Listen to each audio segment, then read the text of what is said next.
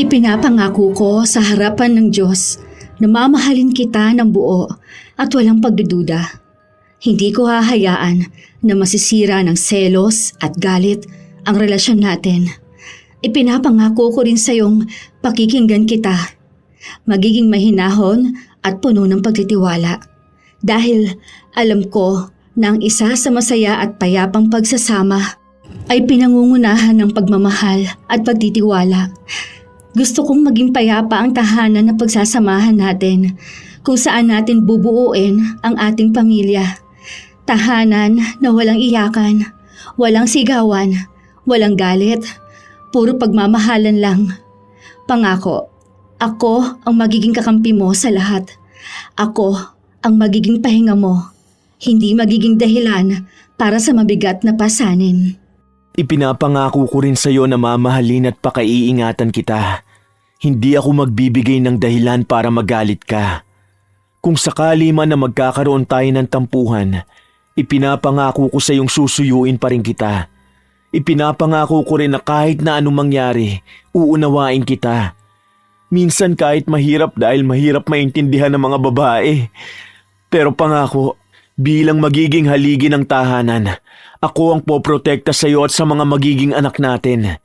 Hindi ko hahayaan na maging mahina ka dahil palagi lang akong nasa tabi mo para maging lakas mo. Hindi ako perpekto, pero pipiliin kong maging tapat at mapagmahal. Ikaw ang tahanan ko, at kahit anong unos ang dumating, hinding-hindi kita bibitawan. Ang sabi nila, ang isa sa malalaking bilangguan ay ang kasal. Lalo na kung ang kinakasama mo na sa iisang bahay ay ang taong iba na ang ugali kaysa sa taong pinakasalan mo. Yun ang nararanasan ni Jordan, kung saan hindi na siya nakaranas na maging masaya dahil sa asawa niyang walang ibang ginawa kundi ang maghinala at saktan siya. Maisasalba pa kaya ang sinumpaang pangako o tuluyan na lang ding magpapasakop sa kadiliman ang dapat ay pagmamahalang wagas? Mahal kong asawa, nasa na ang aking pinakamamahal na... ano na naman? Bakit mo binato yung sandok? Ano? Saan ka na naman galing, lalaki ka ha? Walang hiya ka? Sino namang kinakatagpo mong babae? Animal ka! Anong oras na oh? Ngayon ka lang uuwi? Kanina pa lututong ulam. Sandali lang, kumalma ka muna. Bumili lang naman ako ng bulaklak para sa'yo. Anong babae? Wala akong babae. Bumili? O baka naman sa negosyo yan ng kabit mo. Huwag mo akong tinatarantado, Jordan ha? Sinasabi ko sa'yo, hindi mo ako madadaan sa mga ganyan mo. Mahal, pagod ako sa trabaho ko. Habang pauwi ako, nakita ko may matandang nagtitinda sa gilid ng simbahan. Bumili na ako. Gusto lang naman kitang bigyan eh. Huwag mo akong gagaguhin! Akala mo ba hindi ko alam yung mga ganyan? Ang tagal mo namang umuwi kung bumili ka lang sa may gilid ng simbahan. Ano? Mas masaya ka na sa babae mo, ha? Walang hiya kang lalaki ka! Aray ko! Mahal! Pinaghahampas ni Maria ng kanyang asawa. Kung ano na lang ang mahawakan niya, pinagpapalo niya rin dito. Sa 2 taon nilang magkasama, ganito na ang tinitiis ni Jordan. Mahigpit sa kanya ang asawa at kahit nasundin niya ito, nakakaisip pa rin ng paraan si Marian para paghinalaan siya. Halos iniwasan na nga niya ang lahat, pero hindi pa rin ito nagiging sapat. Sa 2 taon nilang pagsasama, hindi pa rin sila nabibiyayaan ng anak. Kaya ang iniisip na lang ni Jordan, baka kaya ganito ang kanyang asawa dahil wala pa itong anak na maaalagaan. Nang kinabukasan, pumasok si Jordan sa trabaho na may pasa sa braso. Ang unang nakakita noon ay ang kanyang kaibigan. Abugbog Marian ka na naman. Late na kasi ako nakauwi. Nagalit ko siya. Kahit naman anong gawin mo, magagalit yun sa'yo eh. Jordan naman, 2 taon pa lang kayong kasal, ganyan na yung asawa mo. Tignan mo nga kagabi, nag-text sa akin, pinagmumura ako. Dahil baka raw panlalaking pangalan lang nilagay mo sa phone mo, kahit na babae ako. Meron? Hindi ko pa tinitignan yung messages ko eh. Hala, oo nga. Kaya pala tumatawag sa akin si Sir Mark kanina. Hindi ko nasagot dahil nasa banyo ko. Ano, nakakaya no? Kung ako sa'yo, matagal ko na yung hiniwalayan. Hindi naman siya ganyan dati. Malaki yung tiwala niya sa akin. Di ko alam kung ano nangyari. Hindi naman ako nang bababae. Baka may problema siya na hindi sinasabi sa akin. Di ko susukuan ng asawa ko. Mahal na mahal ko siya. At yun ang pinangako ko sa harapan ng Diyos. Ayokong basta na lang kami maghihiwalay. Alam ko na mapapabalik ko rin siya sa dati niyang ugali. Yung babae na minahal ko. Malaki talaga ang pagtataka ni Jordan kung paanong bigla na lamang naging ganoon ang asawa. Wala siyang natatandaan na naging pagtatalo nila. Ang alam niya lang, may isa itong kaibigan na niloko ng asawa at doon na nagsimula ang paghihinala sa kanya na kahit simpleng mga tao sa buhay niya ay iniisip na babae niya. Minsan pa nga, kahit ang sarili niyang kapatid, pinaghihinalaan na ni Marian. Siya na lang ang humihingi ng tawad sa mga tao na yon.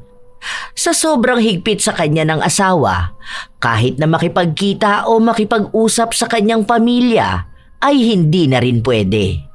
Kahit sa trabaho ay nakabantay si Marian. May mga kausap siyang katrabaho ng asawa para malaman kung ano bang ginagawa nito. Kada kilos din ni Jordan, dapat alam ni Marian.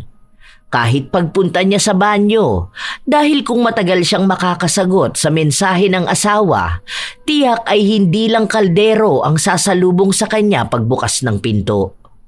Nang mag-uuwian na, nakaabang si Jordan sa orasan. Kailangan eksakto siyang lalabas dahil kailangan niyang mahabol ang oras na ibinigay sa kanya ng asawa. Kahit 1 minuto siyang mahuli, magagalit na ito sa kanya.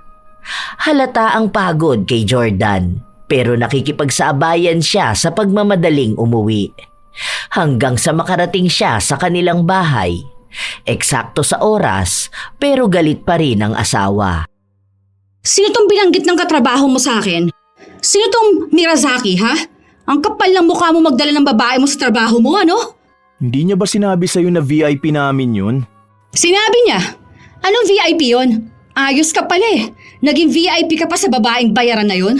Ngayon uuwi ka rito ng ganyan? Pagod na pagod? Hindi ko nga yun babae. Saka paano namang hindi ako mapapagod kung nakikipaghabulan ako sa oras? Kanina traffic pa, mabuti na isingit ko yung motor ko. Ang tuling ko na nga magpatakbo eh. Isa pa, ang dami kong ginawa sa trabaho. Hindi lang si Mrs. Mirizaki ang bisita namin kanina. May bigla ang presentation pa. Bakit hindi ka nag-send sa akin ng video doon? Nag-reply naman ako sa chat mo, di ba? Hawak mo naman ang account ko. Tignan mo dyan kung sino ang mga nakakausap ko. Kahit nga si mama, di ko makausap eh. Aba dapat lang. Anong gusto mong sabihin sa nanay mo na hindi mo pwedeng sabihin sa akin, ha? Nagpakasal na tayo, kaya dapat lang hindi ka na nakikipagkita o nakikipag-usap sa pamilya mo. Dapat sa akin lang lahat ng atensyon mo. Kasama yun sa sumpaan natin nung kinasal tayo. Kaya wala kang maikakatwiran sa akin na kahit na ano. Sige na, baka naman pwedeng umupo muna ako. Pagod ako. Bunganga mo na naman agad ang bubungad sa akin. Oh, ano yan? Bakit nagkalat ang mga basag na plato dyan? Dahil galit na galit ako kanina kay Mirazaki na pokpok na yon. Mas lalong nanghina si Jordan. Isa ito sa hilig gawin ng kanyang asawa kapag nagagalit. Nagbabasag ng gamit. Simula nung nagpakasal sila, hindi na nagtrabaho pa si Marian at bago sila lumipat ng bahay ay sinigurado na ni Jordan na kumpleto na ang mga gamit nila. Pero hindi nagtagal, lahat yun ay nasira dahil sa ginagawa ng kanyang asawa. Sa halip na ipunin na lang ang matitira sa kanyang sahod, kailangan niya ulit bumili ng gamit.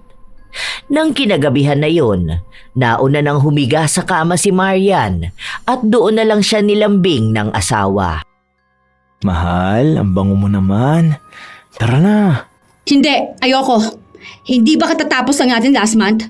Last month pa yun eh. Sige na. Ang ganda talaga ng asawa ko. Ano ba? Sinabi ko na nga sa'yong ayoko, di ba? Ginawa na natin yan ng 1 beses last month. Wala akong gana ngayon. Matulog ka na dyan dahil inaantok na rin ako. Kahit sa pagbibigay ng kaligayahan sa asawa, hindi rin magawa ni Marian. Halos bilang lang sa daliri kung ilang beses ba nilang pinagsaluhan ng gabi na totoong may gana. Dahil madalas, napipilitan lang si Marian na sumiping sa asawa. Kaya kapag ayaw nitong pumayag, hindi na lang din namimilit si Jordan. Ilang linggo pa ang lumipas, patuloy pa ring nadadagdagan ang problema nila sa bahay. Hindi dahil meron talagang problema, kundi umiisip lang si Marian ng ikagagalit niya. Isang umaga, nagising na lang si Jordan nang may lumapat sa kanyang katawan. Hinampas siya ni Marian ng walis sa likuran niya. Namilipit siya sa sakit na halos hirap huminga. Ano na namang ginawa ko? Sino yung babae na yon? Anong babae? Natutulog ako rito. Mukha ba ako ng bababae? Magkatabi lang tayo kanina. Napanaginipan ko na may babae ka! Walang hiya ka! Ano ba naman yan? Pati ba naman sa panaginip mo, kasalanan ko pa rin kung... Oo, masakit yan! Mahal, ano ba? Sinasabi ko sa'yo, lulumpuhin talaga kita! Ang kapal na mukha mo, nakangiti ka pa sa babae na yon. Hindi ko naman yun mapapanaginipan kung wala ka talagang babae eh. Sinasabi ko sa'yo, kapag ikaw talaga nahuli ko, lulumpuhin kitang gago ka! Walang hiya ka! Sunod-sunod na naman ang paghampas ni Marian sa kanyang asawa. Kahit na anong paliwanag ni Jordan, ayaw talaga siyang pakinggan. Pumasok siya sa trabaho na may bukol sa ulo. Gusot-gusot din ang kanyang damit dahil hindi naman siya inaasikaso ng kanyang asawa. May nag-alok sa kanyang katrabaho na pahiramin na lang muna siya ng uniforme para magbuka siyang presentable sa harapan ng mga makakamiting niya mamaya. Pero tumanggi si Jordan dahil kilala niya ang kanyang asawa. Naaamoy nito ang damit niya kung sinuot niya o hindi. At kung may ibang amoy sa kanyang katawan. Baka mahirapan na naman siyang magpaliwanag. Dahil sa palaging ganoong ginagawa ni Jordan, ilang beses na rin siyang pinapagalitan. Lalo na at napapansin na palagi siyang nagmamadaling umuwi. Isang gabi pa, pinaiwan siya ng kanyang amo para ipatapos ang report na kailangan na bukas. Agad namang tinawagan ni Jordan ang kanyang asawa para ipaalam ito. Ayan o, nasa office ako. Ito yung binigay sa akin ni boss na gagawin. Patingin ako. Ito nga o, ang dami. Gusto ko yung mga nakasulat para makasigurado ako kung totoo yung sinasabi mo. Baka mamaya kung ano-ano namang ginagawa mo dyan eh. Sinasabi ko sa'yo, Jordan, sasaksakin kita kapag uwi mo. Hindi ko pwedeng ipakita yung laman nito dahil confidential to. Kung mambababae ako, tatawag pa ba ako sa'yo? Nagsasabi na nga ako para alam mo eh. Sige na, mamaya na ulit. Kailangan ko madaliin to. Napabuntong hininga na lamang si Jordan matapos na mapatay ang tawag. Sobrang sakit na ng kanyang ulo at katawan. Wala siyang maayos na tulog dahil sa pang-aaway sa kanya ng kanyang asawa.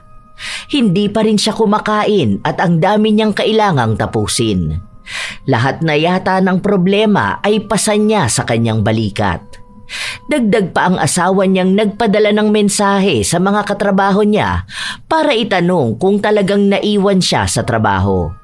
Mukhang may isa na namang problema dahil ang isa sa napagtanungan ni Marian ay maagang umuwi, kaya ang sagot sa kanya nito ay hindi niya sigurado dahil nga maaga siyang umuwi.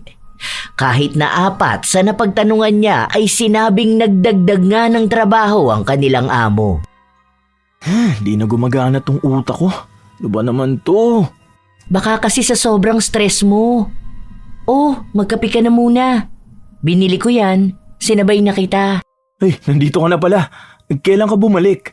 Kahapon lang. Tapos ngayon tambak na naman pinapagawa ni boss. May pinapatapos siya para sa Japanese clients. Same ata dyan sa'yo. O sige na, work na. Salamat dito sa kape.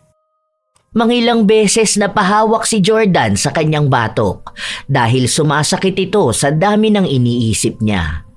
Panay pa rin ang tawag sa kanya ng asawa. Halos minu-minuto nitong inaalam kung nasa trabaho pa rin talaga siya.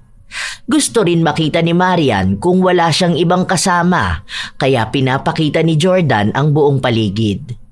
Dagdag pa na bawas sa dapat ay oras niya sa tinatapos na trabaho. Bakit may bukas na ilaw doon sa kabila? Hindi lang naman ako ang OT ngayon, pati si boss at yung sekretary niya. Ano? Kayo ng sekretary ng boss mo ang gusto niyang maiwan dyan? Para ano? Dyan kayo gagawa ng kababalaghan? Ha? Anong kababalagan sinasabi mo? Nakikita mo ba akong nandun? Please naman, mahal. Hayaan mo muna ako makatapos ng trabaho ko. Utang na loob naman. Nahihilo na nga ako eh. Hanggang sa matapos na ang kanilang trabaho, magkasabay pa sana sila ni Sabrina na sasakay ng elevator pero hindi na lang sumabay si Jordan. Kilala niya ang asawa. Sa oras na may mahagip na tao sa tabi niya, magagalit ito sa kanya at pagbibintangan na naman siya. Kahit na hindi naman niya kilala kung sino ang nakakatabi niya. Pag-uwi sa bahay, ang unang napansin ni Marian ay ang mantsa ng kape sa damit ng asawa. Hindi ang pagod nito. Ano yan? Bakit may ganyan yung damit mo? Walang hiya ka, ha? Sinasabi ko na nga, be, may kasama kang babae doon sa opisina nyo. Naglandian kayo, ha? Naglampungan? Kapal na mukha mo magsinungaling sa akin, ha? Ano? Gusto mo na sa kanya? Ha? Sino yung kabit mo na yan? Sisiguraduhin ko makakalbo siya kapag nagkita kami. Susugurin ko yan sa opisina ninyo. Malandi ang sekretary ng boss mo, ha? Ano pangalan yan, ha? Ano? Bakit hindi ka sumagot, ha? Taksil ka! Wala kang kwentang tao! Sinungaling ka na laki ka! Kaya hindi nagkakamali yung panaginip ko eh. Alam ko talaga na may iba kang babae. Hindi na kumibo pa si Jordan. Wala na siyang lakas kaya pinanood na lang niya ang asawa na basagin ang bagong biling TV at ihagis ang mga babasagin nilang figurin. Lahat na lang ng mahawakan ni Marian ay ibinabato niya kung saan-saang parte ng bahay. Sa katunayan ay kanina pa nahihilo si Jordan. Ang gusto niya lang naman sana ay makauwi para makapagpahinga. Pero paano siya makakapagpahinga kung gulo ang bubungad sa kanya? Lumaki si Jordan sa pamilyang walang sigawan. Kapag nag-aaway man ang kanyang mga magulang, hindi ito pinapakita sa kanila. Hindi rin naghahagis ng gamit ang kanyang ina kapag nagagalit ito. Kaya sa ginagawa ni Marian, hindi pa rin nagpoproseso sa utak ni Jordan kung anong buhay ang kinasangkutan niya. Mahal niya ang asawa, pero nakakaramdam na siya ng pagod. Pati sa pagmamahal, wala na siyang gana. Pero pinipilit niya pa rin ang sarili, lalo pat may sinumpaan sila sa harapan ng Diyos noong ikinasal sila. Ilang araw pa ang lumipas, ganun lang palagi. Pagod siyang aalis sa bahay, pagod din siyang uuwi. Kahit na wala siyang pasok, pagod na pagod pa rin siya dahil siya ang naglilinis sa kanilang bahay. Mahal, pwede bang tulungan mo ako? Pahila naman ako nito. Itataas ko lang itong higaan. Maglalaba kasi ko. Nagpapahinga ako. Pagod ako. Kaya mo na yan? O kaya tulungan mo na lang ako maglinis ng bahay. Para makapagpahinga na rin ako. Inaantok na ako eh. Ano magpapahinga? Lalabas tayo dahil bibili natin yung sinasabi kong TV, di ba? Huwag mo sabihin sa akin na ayaw mo akong kasama sa labas. Dahil ano, baka makita tayo ng babae mo? O baka naman ako pa ang makakita sa babae mo. Aba, umayos ka dyan, Jordan. Alam mo, pwede kang makulong kapag may kabit ka. Ide-demanda talaga kita. Pero bago kita idemanda, sisiguraduhin kong puputulin ko yung ari mo para walang makinabang sa'yo. Tapos, papatayin ko rin yung babae mo. Ano, napapagod ka na ba na pagsilbihan ako? Di ba? Yun naman ang pangako mo sa akin, ha? Saka asawa kita, ha? Dapat lang nagawin mo yan. Anong akala mo? Dapat babae lang palagi mag-aasikaso sa bahay, ha? Pasalamat ka nga eh, nilulutuan pa kita. Yung iba nga dyan, hindi nilulutuan ng mga asawa nila. Swerte ka na sa akin, kaya kung may makikilala kang ibang babae, baka hindi rin kayo magtagal. Sige na, kaya ko na ito mag-isa. Kahit sa gawaing bahay, hindi kumikilos si Marian. Nung una, ayos lang naman talaga kay Jordan dahil ayaw niyang gawing katulong ang asawa. Pero lumala na ang katamaran nito. Hinihintay niya pang umuwi si Jordan bago magwalis at maghugas ng pinggan. Nakatambak lang lahat ng kalat mula pag-alis ni Jordan hanggang sa makauwi siya. Kaya kahit napagod siya sa trabaho, naglilinis pa siya ng bahay. Pati damit nila ay si Jordan pa rin ang naglalaba. Kahit nga panty ng kanyang asawa. Kaya minsan, gusot-gusot ang damit ni Jordan dahil hindi na niya kayang bigyan pa ng oras na asikasuhin ang damit. Naghahalughog din kasi ng damitan ng kanyang asawa kaya kahit anong sinop niya ay talagang magugusot. Mahal, mag-hire kaya tayo ng kasambahay. Ano, para ipasok mo dito ang babae mo? Magpapanggap na katulong pero ang totoo, ikaw pa ang pakay na asikasuhin, ha? Di kumuha tayo yung may edad na. Babae pa rin yun. Wala sa edad ang pagiging malandi. Kahit na uugod-ugod na lola pa yan, kapag malandi siya, talagang maglalandi siya. Kaya tigilan mo yung mga palusot mo sa akin ha, Jordan, para lang makasama mong halik-parot mong kabit. Bago tayo ikasal, ang sabi mo, kaya mo naman yan. Kahit na hindi na ako kumilos sa bahay. Hindi ba? Dahil gusto mo na magbuhay prinsesa ako, di ba? Sabi mo, ibibigay mo ang lahat sa akin. Hindi mo pa nga na ibibigay ang lahat ganyan ka na. Kaya nga gusto ko sanang kumuha ng kasambahay. Dahil gusto kong may mag-aasikaso rin sa'yo dito sa bahay. Hindi para magpapasok ng kabit. Isa pa, pagod na nga ako sa trabaho ko Tingin mo ba may panahon pa ako para magkaroon ng kabit? Yun na nga Dahil nasa bahay na ang kabit mo, mas madali kayo maglalandian. Kapag natutulog ako, aalis ka para tabihan siya. Ganyan yung gagawin mo. Pagmumukhain mo pa akong tanga sa sarili kong pamamahay. O ano, bakit hindi ka makapagsalita ngayon? Dahil alam mong totoo ang sinasabi ko, di ba? Ang daming taong ganyan ang ginagawa, tapos gusto mong gumaya? Matagal na yung gawain ng mga lalaking manloloko. Kung hindi sila magpapakilala ng mga pinsan, magpapasok sila ng katulong. Huwag mo akong paandaran sa ganyan mo, Jordan. Hoy, hindi ako ipinanganak kahapon para walang alam sa gawain ng mga manloloko. Oo na, sige na, hindi na. Kaya ko na to. Ayaw na lang makipagtalo ni Jordan dahil sayang lang sa oras. At baka mas marami pang sabihin ng kanyang asawa kaysa sa matatapos niyang gawain.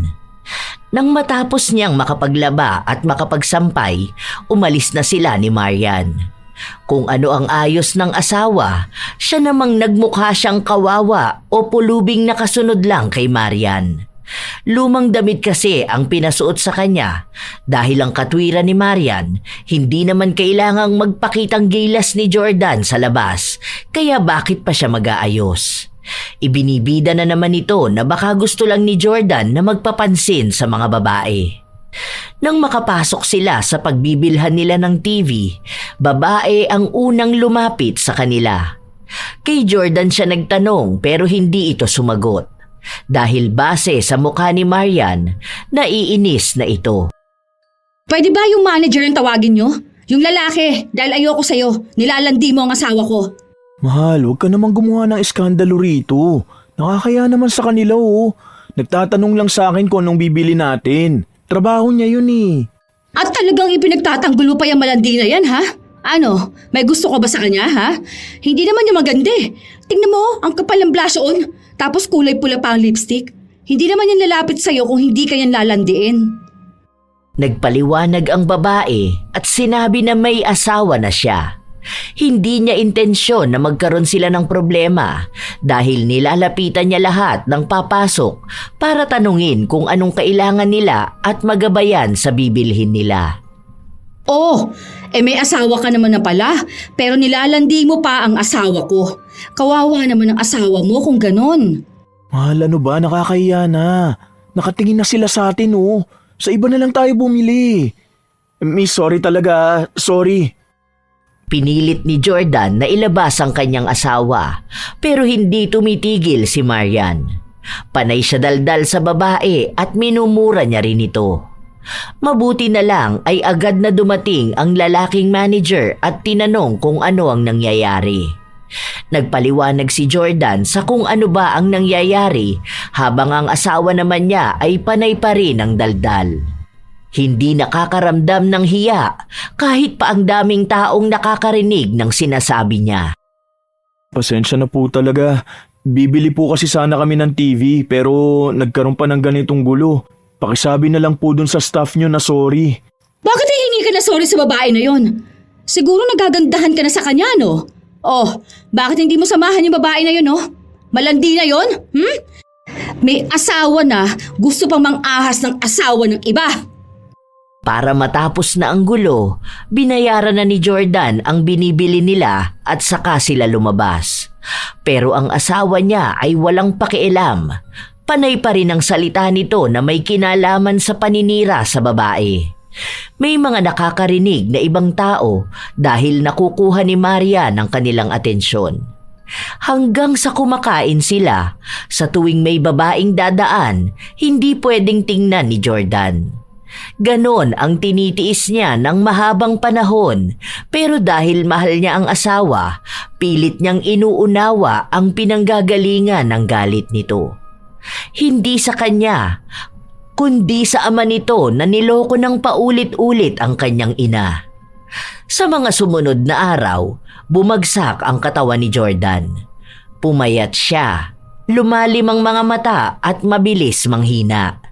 Dahil yon sa pagod at stress na nararamdaman niya sa bahay at trabaho. Pero para sa kanya, mas malala ang problema niya kapag nasa bahay dahil sa trabaho, kapag natapos naman na ang pinapagawa sa kanya, pwede siyang magpahinga. Pero sa bahay nila, kahit tulog siya, hindi niya mahanap ang pahinga na gusto niya. Habang kumakain ang lahat, si Jordan naman ay natutulog. Nagising na lang siya matapos tumawag ng asawa. Ano? Hindi mo na naman sinabi sa akin kung anong ginagawa mo. Siguro kasama mo yung babae mo ngayon. Sabay kayong kumakain sa labas, ha? Kapal talaga ng mukha ng mga manloloko, ano? Lahat na lang nagagawa ng paraan. Kaya siguro gusto mong pumasok palagi sa trabaho mo dahil may iba kang babae dyan. Kapag nasa bahay ka palagi kang nakasimangot. Kagigising ko lang. Di ba ang sabi ko iidlip ako ngayong break time?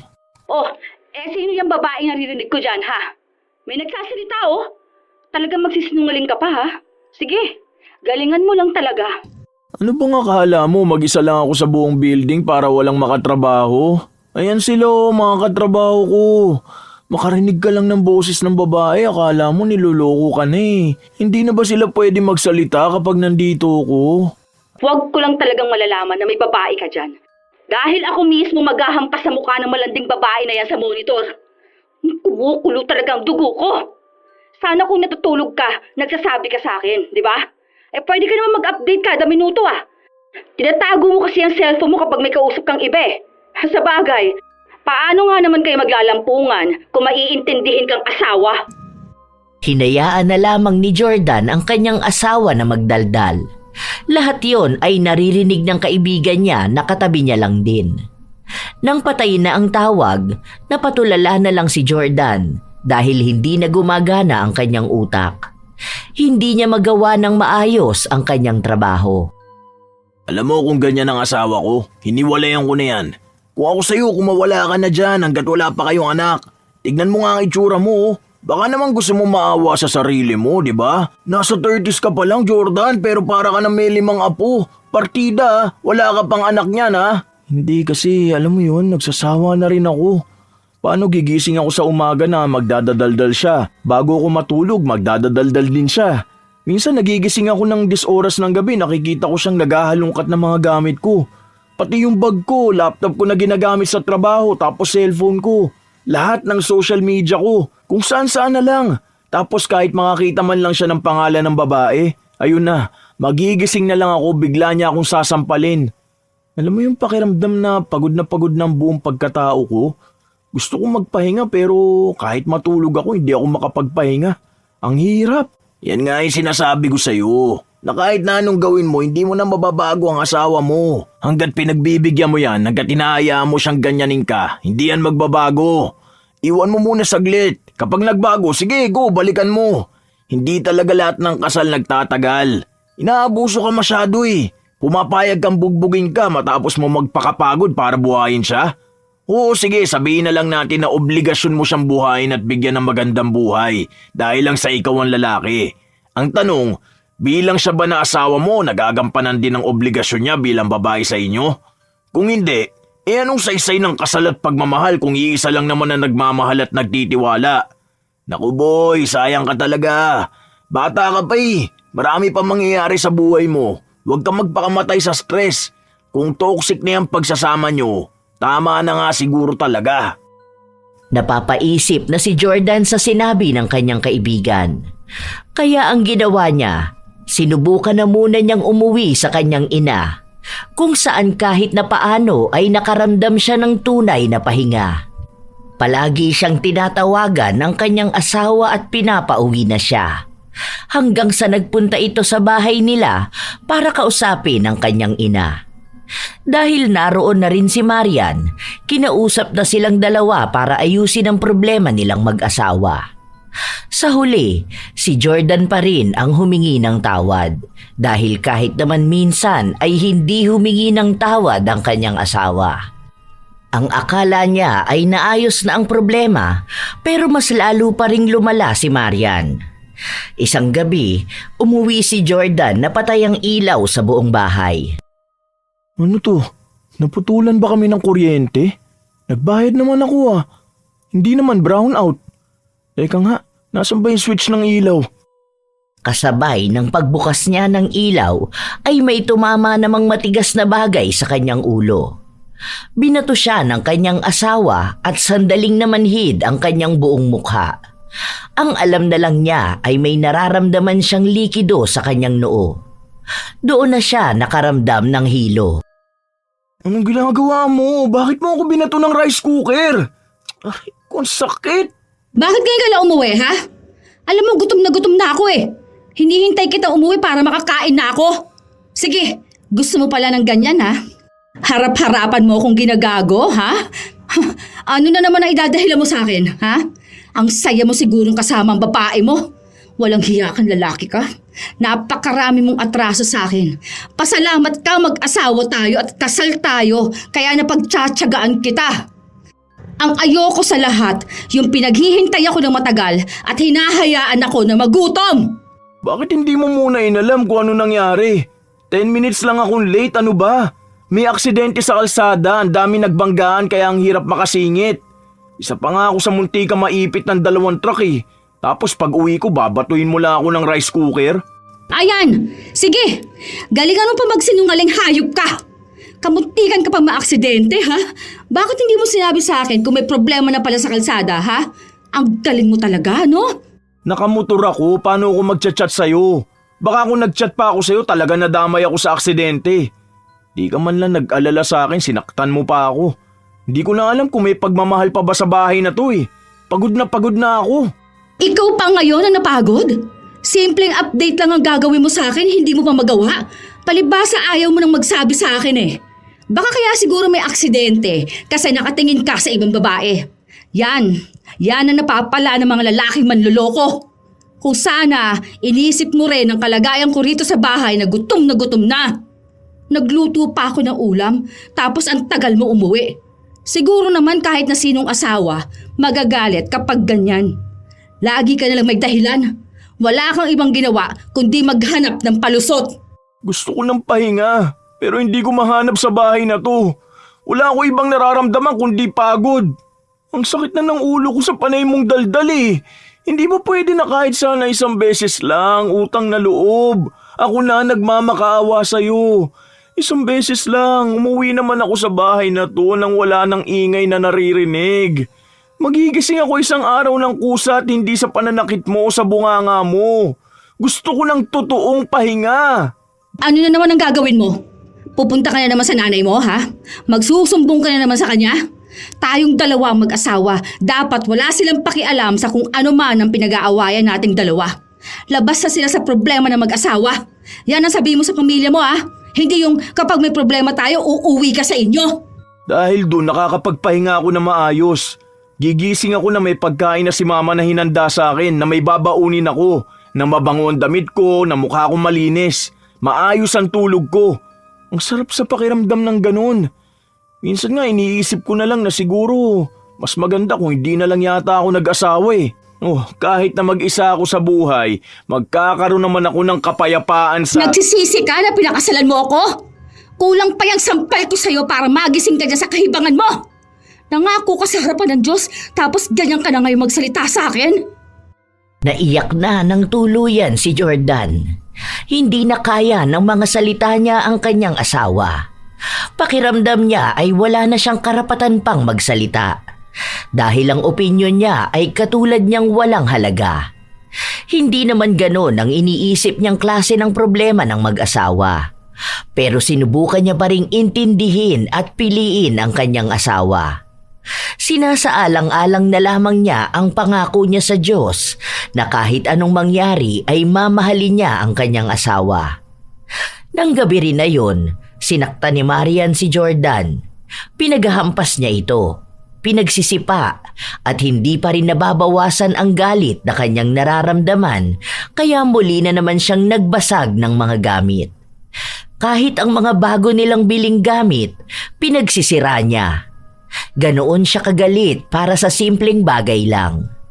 Kinabukasan, pumasok si Jordan na may pasa sa kanyang mukha. Sanay na ang kanyang mga katrabaho. Alam na nila ang ibig sabihin kapag pumapasok si Jordan ng may pasa o sugat. Habang abala si Jordan sa trabaho niya, napatigil siya dahil nakaramdam siya ng pagkahilo. Ayos ka lang ba? Medyo mainit ka. May lagnat ka yata eh. Humingi ka ng gamot dun kay Sabrina. Sakit ng ulo ko. Sino ba namang hindi lalagnatin sa ganyang buhay, di ba? Magpahinga ka na lang muna, kaysa bigla ka pang mahimatay rito. Nahihilo pa si Jordan nung tumayo siya. Pagdating niya sa opisina ni Sabrina, abala ang dalaga sa ginagawa nitong trabaho. Pero inuna naman siya nang sabihin niyang kailangan niya ng gamot. Mabuti na lang pala nakabili ako kanina. Gusto mo bang matulog muna? Tara sa klinik. Wala kasi si Sarah ngayon, mamaya pa siya papasok. Pagkatapos mong uminom ng gamot, magpahinga ka na lang muna. May sugat ka pa. Ako na lang ang maglilinis niyan. Hindi na, ako na lang. Kaya ko naman to. Salamat dito sa gamot ha. Hindi na, ako na. Mukhang hindi mo rin maayos na linis yan, no? Ang dumi pa ng ipinantapal mo dyan. Baka mamaya may impeksyon ka pa niyan. Baka mas malala pa ang maging problema. Hindi na nakatanggi pa si Jordan. Mabait si Sabrina at matagal na silang magkakilala. Lahat ng tao rito sa opisina nila ay talagang inaalagaan ito, lalo na kung kailangan din ng tulong. Habang inaasikaso ng dalaga ang sugat ni Jordan, panay naman ang tawag ni Marian. Bakit hindi mo sagutin yung tawag ng asawa mo? Baka nag-aalala yun sa'yo. Magagalit lang yun kapag nalaman niyang may naglinis ng sugat ko o may nagbigay sa akin ng gamot, lalo na kung babae. Ay oo nga pala. Laman niya ng chismis dito sa office. Naging concern na rin nila dahil bumababa ang productivity mo sa work. Gusto ka nga sana namin makausap, kaso may nagsabi sa amin na kapag kinausap ka namin, magagalit nga ang asawa mo at baka abangan pa kami sa labas ng opisina. Nakakahiya na, no? Ang dami nang may alam na ginugulpi ako ng asawa ko. Sipin mo yun, bugbog sarado, kalalaking tao. Nag-usap na ba kayo ng asawa mo tungkol dyan? Alam mo, kung grabe na ang ginawa niya sa'yo, baka pwede ka nang manghingi ng tulong. Kumausap ka ng attorney o kaya meron ata yung parang marriage counseling ba yun? Tapos na kami dyan pero wala naman nagbago. Ewan ko, ayoko magpaaway dahil ayoko rin naman siraan ng asawa ko. Kaya hindi ako nagkukwento ng kahit ano rito sa office. Naiintindihan ko naman, lalo na asawa mo yun, syempre mahal mo yun. Kahit naman siraan mo siya sa iba, kung di mo naman siya iniiwan, wala lang din, di ba? Wala kasi akong asawa kaya hindi ko alam yung ganyan. Pero kung sakali man na may maitutulong ako o kaya kailangan mo ng kausap, andito lang ako ha. Hindi naman kita i-judge kung sakali man na maglalabas ka ng sama ng loob. Karamihan kasi sa mga lalaki talaga na binubugbog ng asawa nila hindi nagkukwento eh. Ganyan kasi yung sa kuya ko. Kaso hiwalay na sila. Paano? Sinaksak ba naman siya ng asawa niya? Nakakatakot naman yan. Ay, hindi kita tinatakot ha. Kasi totoo naman talagang sinaksak siya. Nagtalo yata sila kung ano uulamin nila eh. Yung balak lutuin ng asawa niya ayaw ni kuya. Ayun, sinaksak siya. 2 beses sa likod. Buti na lang kung anong niluluto ng asawa ko kinakain ko. Uy, puwera biro ah. Kapag talagang pansin mo na may kakaiba na sa asawa mo, baka kailangan na rin niya magpatingin sa psychiatrist. Sa unang pagkakataon, nakaramdam ng ginhawa si Jordan. Hindi pa rin kasi sila nakakapag-usap ng matagal ni Sabrina at base sa kaunti nilang napag-usapan, halatang mabait ang dalaga. Doon na nagsimula ang tila ba pagkakaibigan nila.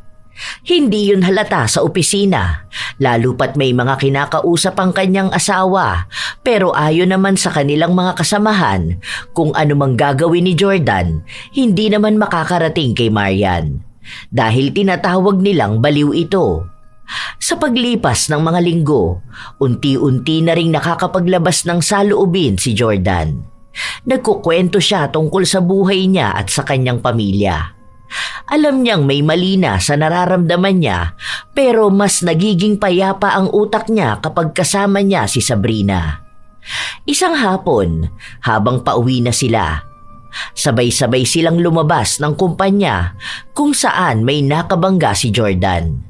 Agad naman siyang humingi ng tawad sa babae, pero nagulat na lang sila nang may humablot dito. Walang hiya ka, malandi kang babae ka! Kabit ka ng asawa ko! Malandi! Dapat sa mga katulad mo sinisira ang muka! Higad ka! Makate! Huy, ano ba mahal? Tigilan mo yan! Hindi ko yan kilala! Nabangga ko lang siya kanina, humingi lang naman ako ng tawad. Bitawan mo siya! Ang dami ng tao nakatingin sa atin oh! Mahiya ka naman! Ako ba? Ha? Ang dapat na mahiya? Pinagtatanggol mo pa tong kabit mo? Huling-huli ka na nga! Itong malandig babae na to ang dapat na mahiya! Inawat na lang silang dalawa habang si Jordan naman ay niyakap na lang ang asawa para hindi na makapanakit pa ng iba. Galit na galit din ang babae at nagbanta ito na magdedemanda siya. Wala nang paglagyan ang hiya ni Jordan dahil patuloy pa rin sa akusasyon ng kanyang asawa. Hanggang sa makauwi na sila ng bahay. Sa galit ni Marian, nagwala na naman siya. Ang kakaunti na lamang nilang gamit, lahat yun pinagsisira niya. Kung ano-ano na lang ang binabato niya sa kanyang asawa. Mas gusto mo bang ipagtanggol ang kabit mo kaysa sa akin? Alam mo, pagod na ako intindihin ka. Gusto ko na ng katahimikan. Kung ikaw sanay kang tumira sa bahay na walang ibang ginawa kundi magsigawan, magmurahan, magbatuhan ng mga gamit, ako hindi. Kaya kita inilayo sa ganung buhay dahil gusto kong yung buhay na titiran mo puno ng pagmamahal. Pero wala na akong makitang pagmamahal pa rito eh. Puro na lang galit, puro na lang trauma. Hindi naman ako magkakaganito kung naging mabuti kang asawa! Hindi pa ba ako mabuting asawa ha? Lahat na ginawa ko para lang patunayan sa'yo na mahal kita. Tinatanggap ko lahat ng masasakit na salitang sa'yo ko lang naririnig. Sinasaktan mo ang katawan ko pati ang kaluluwa ko. Di ko na alam kung ano pang dapat kong gawin para patunayan sa'yo na mahal kita eh. Dahil hindi mo ako sinusunod!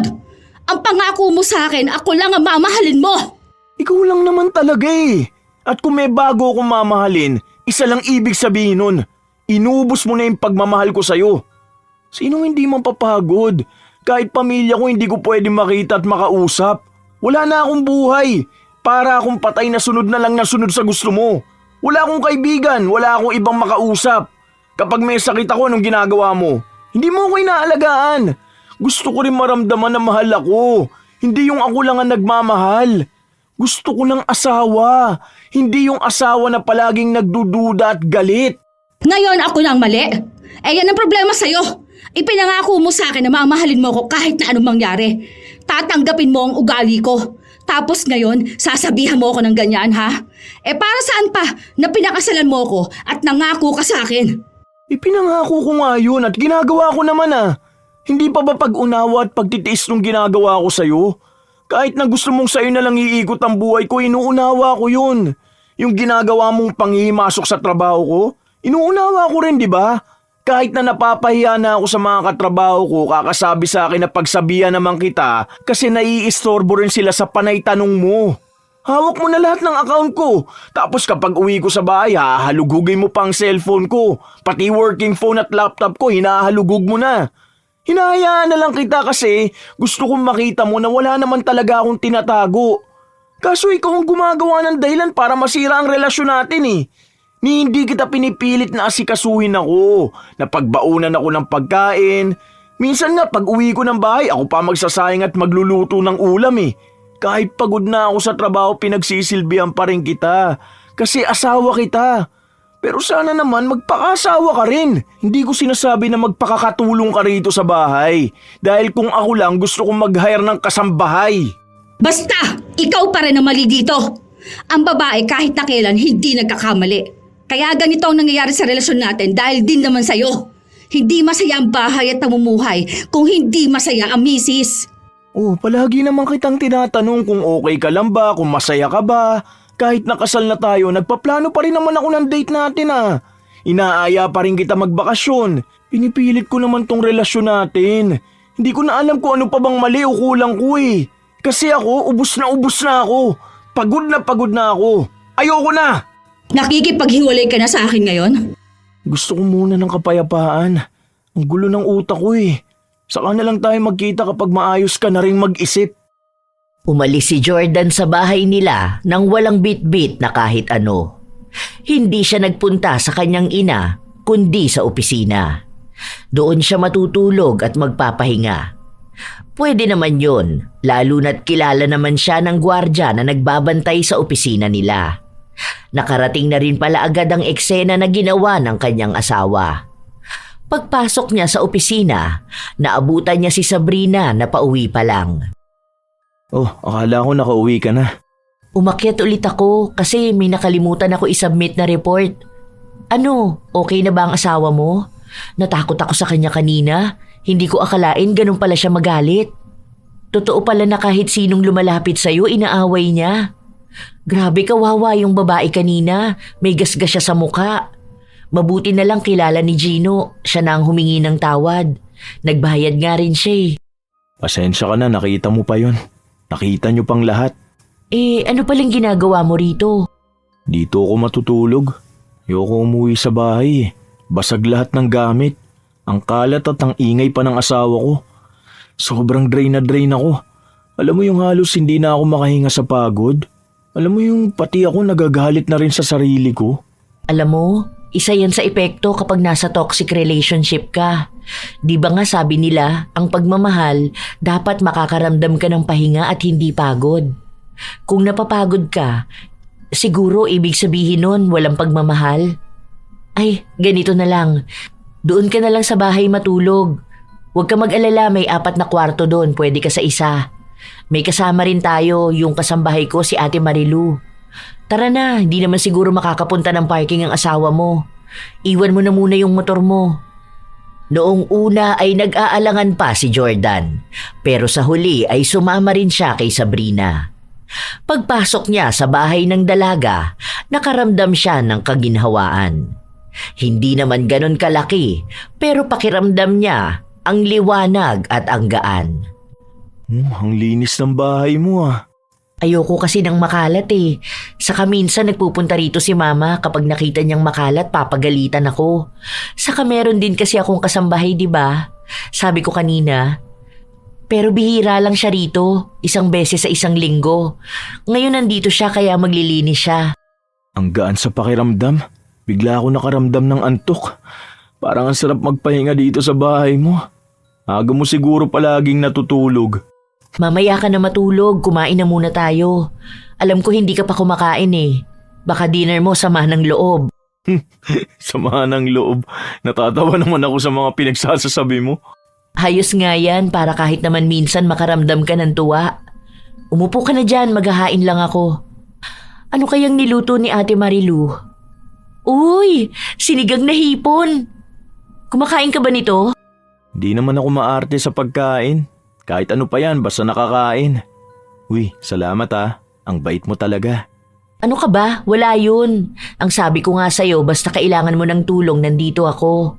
Naaawa kasi talaga ako sa'yo eh. Buti na lang naabutan mo ako sa office. Alangan naman dun ka matutulog, ang init dun. Tapos wala ka pang pamalit na damit. Hanggang kailan mo naman balak umalis sa piling ng asawa mo?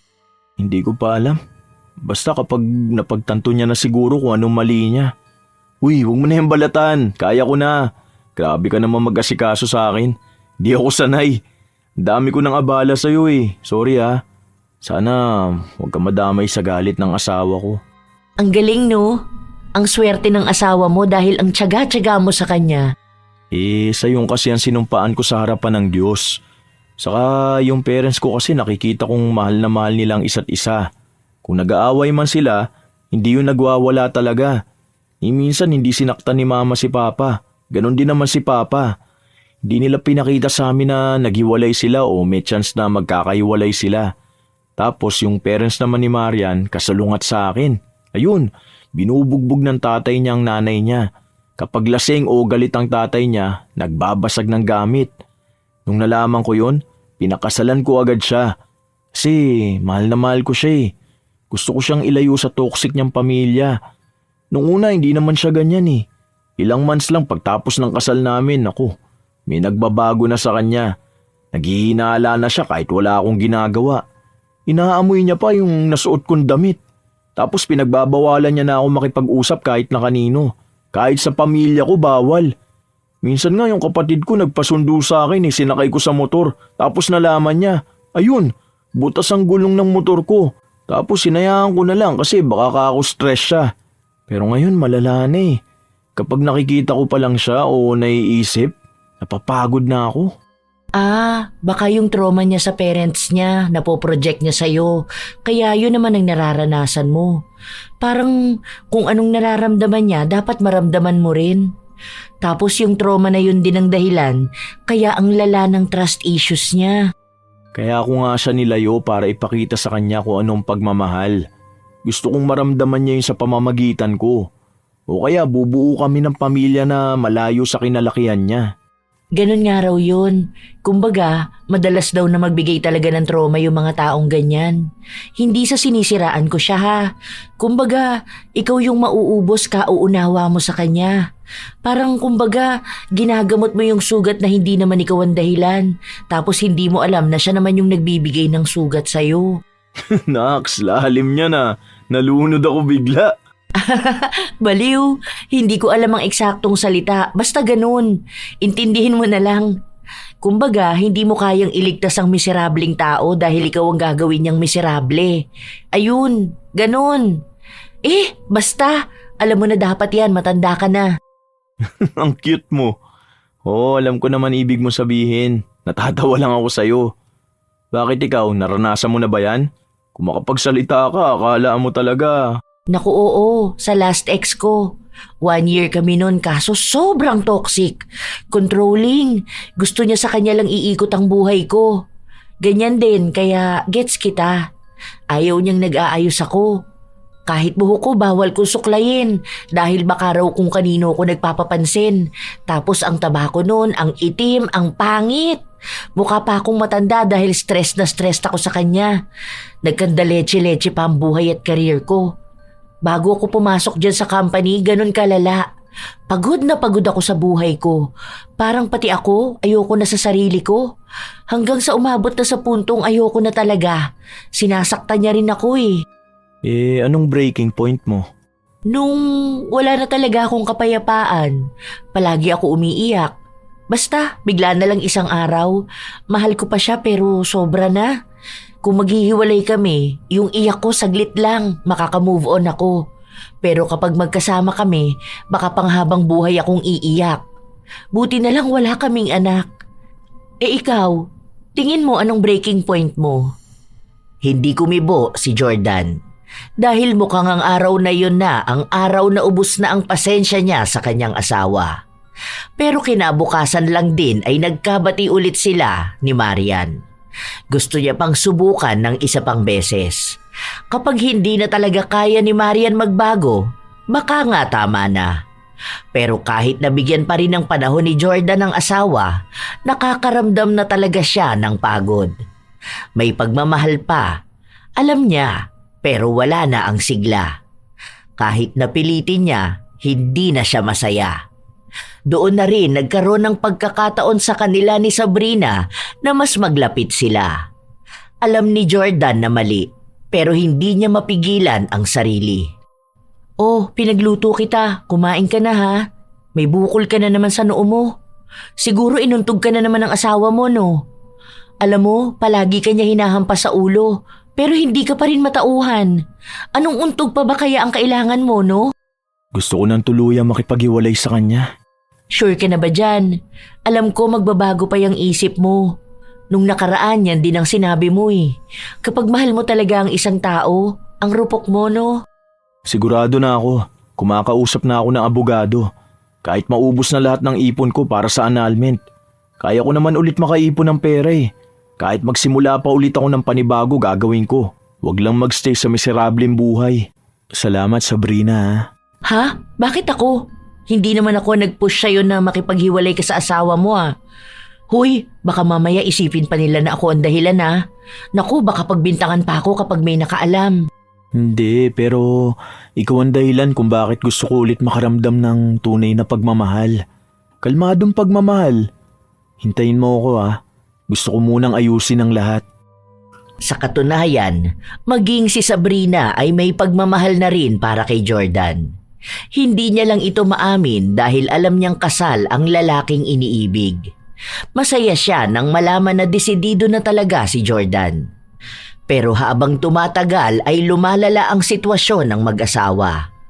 Halos gusto na lang ni Marian na ikulong ang kanyang asawa at hindi na ito papasukin sa trabaho. Para matulungan si Jordan, ang ginawa ni Sabrina ay nagpagawa siya ng ritual ng kulam para sa pagpapahiwalay sa mag-asawa. Ang ibig sabihin nito, kahit na anong pilit ni Marian, hindi na talaga sila magkakabalikan ni Jordan. Malakas ang naging kapit ng kulam, lalo pat wala na rin talagang pagmamahal si Jordan sa kanyang asawa. Pinapakisamahan na lamang niya ito dahil sa sinumpaan nila. Isang beses pa, habang nasa bahay si Jordan, naabutan niya ang asawa na inaamoy ang mga damit na pinaghubaran niya. Ano ba naman yung ginagawa mo? Pati ba naman brief ko? Inaamoy ko lang kung may babae ka. Dahil kapag may naamoy akong kakaiba, yari ka talaga sa akin. Kung may babae man ako ngayon, labas ka na doon. Dahil ayoko na maging asawa ka. Hinihintay ko na lang ang proseso ng annulment natin. Talaga makikipaghiwalay ka ng tuluyan sa akin para sumama sa kabit mo, ha? Aba, napakawalang hiya mo naman. Ano ba yung sinumpaan mo sa akin, ha? Hindi ka gagawa ng bagay na ikasiselos ko, di ba? Iintindihin mo ang ugali ko. Ako lang ang mamahalin mo. Ang sabi mo, ako lang ang tahanan mo at kahit na anong mangyari, hindi ka bibitaw sa relasyon natin. Ano to? Ano tong gusto mong gawin? Itong tahanan nating sirang-sira na. Isa lang ibig sabihin nun, pati ang pagsasama natin. Hindi ako sumira nito, Marian. Sana alam mo kung anong ginagawa mo, di ba?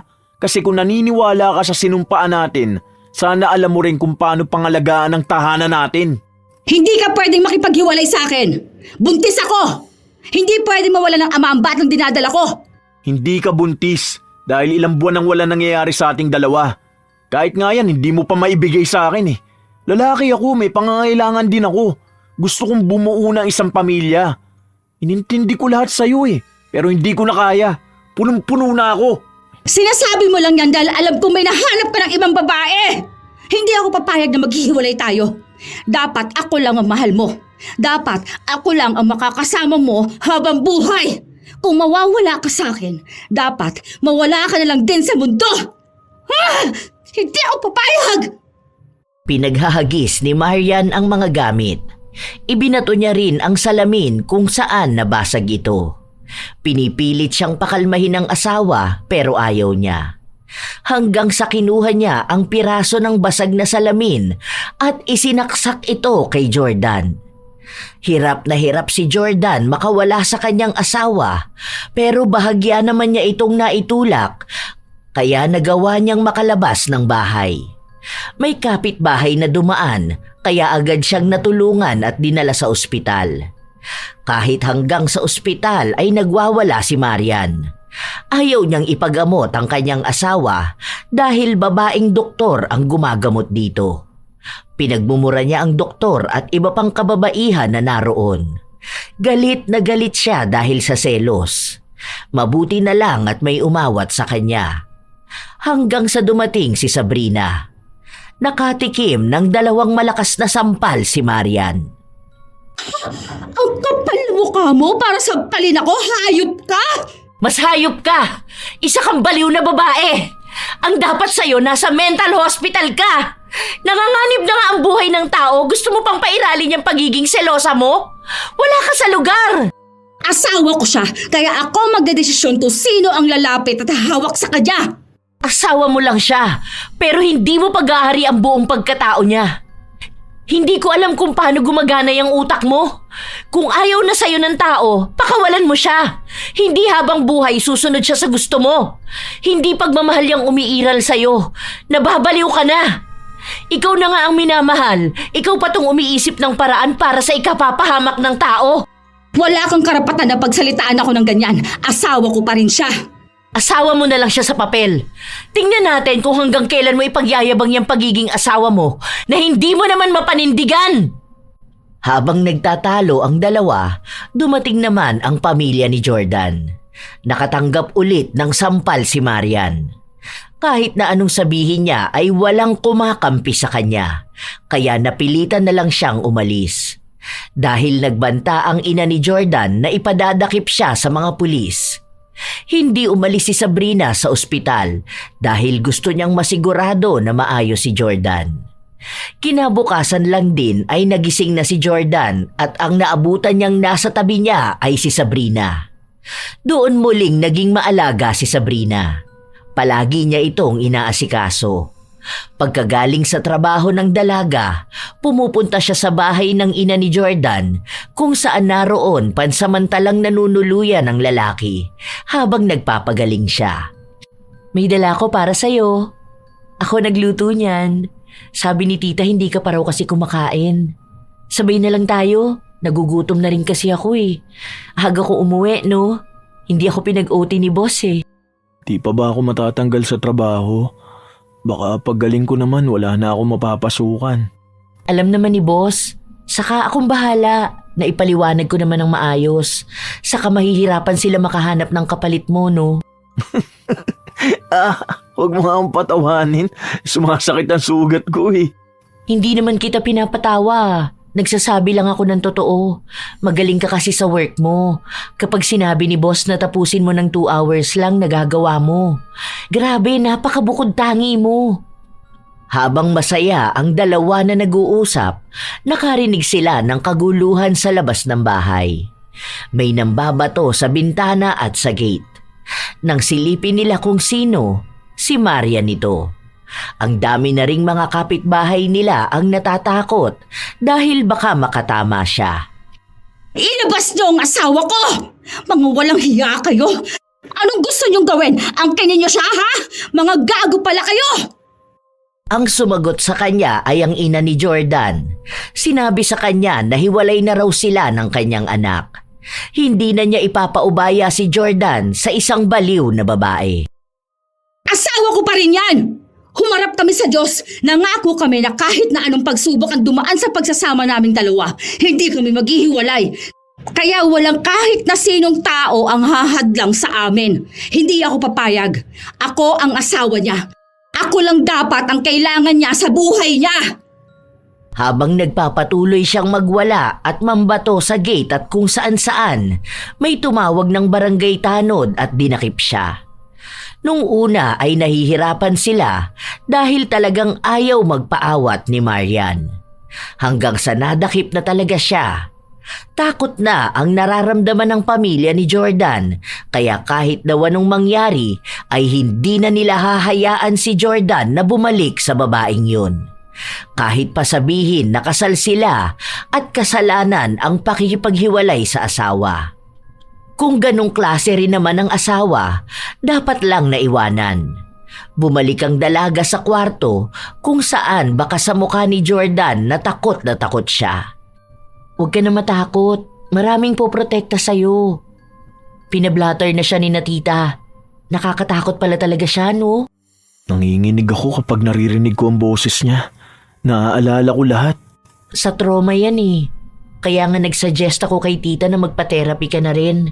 Kasi baka mauwi pa sa anxiety at depression yan. Baka mas malala pa dyan at umabot ka sa pagiging suicidal. Iba yung trauma na binigay sa'yo ni Marian. Buti medyo natauhan ka na, no? Akala ko a-attend na lang kami ng lamay mo eh. Salamat sa iyo hindi mo ko iniwan. Salamat sa pag-aalaga mo sa akin. Wala na yun. Basta gusto ko lang din na maging maayos ka. Dahil mahal kita. Ang akala ni Jordan ay hindi na niya ulit mararamdaman kung paano ang magmahal. Pero ngayon, mas nabibigyan ulit ng kulay ang kanyang buhay dahil kay Sabrina. Ipinangako niya rito na kapag natapos na niyang asikasuhin ang pakikipaghiwalay kay Marian, aayusin din niya ang kanyang sarili. Gusto niya raw mahalin si Sabrina nang buo na siya at magaling na sa mga sugat na iniwan sa kanya ni Marian. Dahil ayaw niyang si Sabrina naman ang sasalo ng tromang nakuha niya. Nagtuloy-tuloy ang proseso ng paghihiwalay ng mag-asawa. Habang nakakapit pa rin ang kulam sa dalawa. Ibig sabihin, wala na silang ibang nararamdaman sa isa't isa. Wala na ang pagmamahal. Inilihim ito ni Sabrina dahil gusto niyang matapos na rin ang paghihirap ni Jordan. Alam niyang mali pero naaagaw na rin siya ng kanyang damdamin at pagmamahal sa lalaki. Ang alam niya lang, mahal na rin naman niya si Jordan. At kung babalik pa ito kay Marian, baka tuluyan na ngang masira ang kanyang buhay. Taon din ang inabot at kahit na hindi pa hiwalay sa papel sina Marian at Jordan, nagsasama na sa iisang bahay ang dalawa. Pinabayaan na lamang ni Jordan ang bahay nila ng asawa dahil wala na rin naman daw siyang mapapakinabangan doon. Sa galit kasi ni Marian, sinunog niya ang bahay pero ngayon na wala siyang matirhan, doon din niya isiniksik ang sarili. Lahat ng gamit ay sira na. Naging tanggap ng pamilya ni Jordan si Sabrina dahil mas mabait ito, maalaga at mas maaasahan. Minsan pa nga na sumugod si Marian sa bahay ng ina ni Jordan dahil hindi niya alam kung saan na nakatira ang dating asawa. Kahit kasi puntahan niya sa trabaho si Jordan, hindi siya pinapapasok ng gwardya. Kapag gumagawa siya ng gulo ay pinapadakip siya sa mga pulis. Basta ang alam din ni Jordan ay malaki na ang pinagbago ng kanyang buhay. Hindi lang sa kanyang damdamin, kundi pati na rin ang ibang aspeto. Iba na rin ang kanyang itsura, na halatang maalaga ang kanyang bagong kinakasama. Halos 4 na taon na ang nakalipas, nagkaroon ng anak sina Jordan at Sabrina. Ang cute-cute naman ang baby na yan. Kamukha ng daddy, oh. Buti na lang ang ilong nakuha sa mami, ano? Kung sa daddy, ay nako! Grabe ka naman, Han. Pogi pa rin naman ang daddy niya. Tignan mo nga, love na love mo. Pero syempre, love na love ko rin kayong dalawa. Pangako ko sa inyo, bibigyan ko kayo ng magandang buhay. Lilipat na rin tayo ng bahay dahil ililipat ako ng branch. Na-promote na ako. Wow, talaga ba? Ay, congrats, Han! Deserve mo yan. Sa sobrang loyal mo ba naman sa company? 2 na naging asawa mo, andoon ka pa rin. Grabe ka naman sa 2 na naging asawa. Pero ngayon, sa bago kong papasukan, 1 na lang ang makikilalang asawa ko. At ikaw yun. Mag-asawa pa rin kayo ni Marian sa papel. Hindi na ngayon dahil isa sa good news, annulled na kami. Malaya na ako. Pwede ko nang pakasalan ng babaeng mahal ko. Pero pasensya ka na kung civil lang ha. Wala akong pakialam kahit saan pa yan. Basta masaya ako na malaya ka na. Kaya kapag nakaipon na ulit ako at nakabawi sa mga nagastos ko, magpapakasal na tayo agad-agad. Di ba yun naman ang pangako ko sa'yo? Ano na pala nangyari kay Marian? Hindi na kaya yun manggugulo sa atin? Wala na akong balita sa kanya. May bahay naman siya dahil sa kanya ko na iniwan yung dati naming bahay. Tapos lilipat na rin tayo ng bahay. Hindi niya na tayo magugulo. Huwag mo na siyang isipin. Ang dapat nating isipin ngayon ang buhay natin. Ang pagsasama nating dalawa. Ang pamilyang binuo natin. Basta kahit na anong mangyari, magkasama tayo. Magkakampi tayo.